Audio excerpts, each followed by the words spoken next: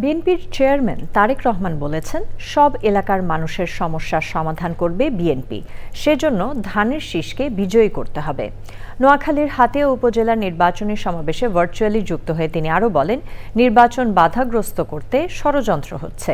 এ বিষয়ে সতর্ক করে 12ই ফেব্রুয়ারি ভোট দিয়ে কড়ায় গণ্ডায় হিসেব বুঝে আসার আহ্বান জানান তিনি। রাহুল রায়ের রিপোর্ট।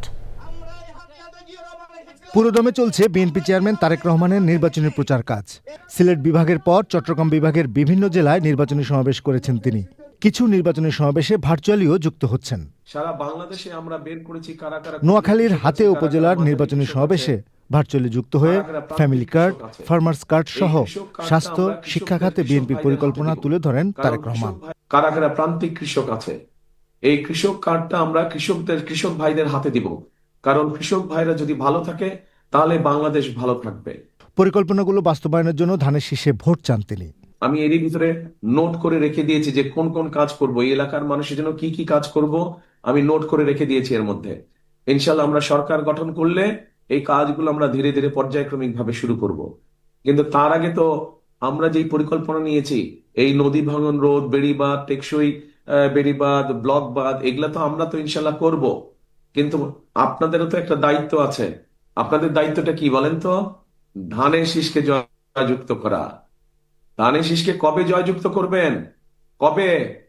12 তারিখে ইনশাল্লাহ, 12 তারিখের নির্বাচনে ইনশাল্লাহ ধানের শীষকে জয়যুক্ত করতে হবে। যে কোনো ধরনের ষড়যন্ত্র প্রতিরোধে সবাইকে সতর্ক থাকার কথাও বলেন বিএনপি চেয়ারম্যান। গত 15-16 বছর কি আপনারা ভোট দিতে পেরেছিলেন?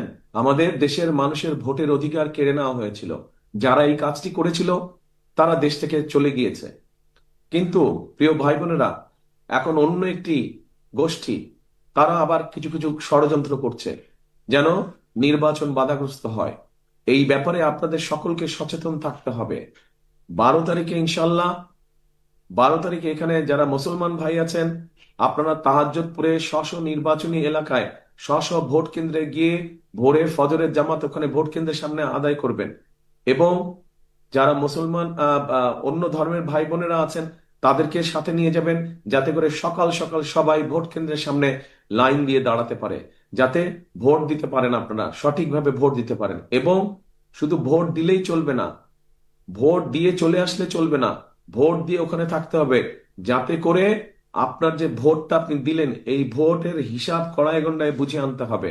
সুন্দর দেশ গঠনে সবাইকে এক হয়ে কাজ করার আহ্বান জানিয়েছেন তারেক রহমান। করব কাজ, গড়ব দেশ, সবার আগে বাংলাদেশ। রাহুল রায়, চ্যানেল আই।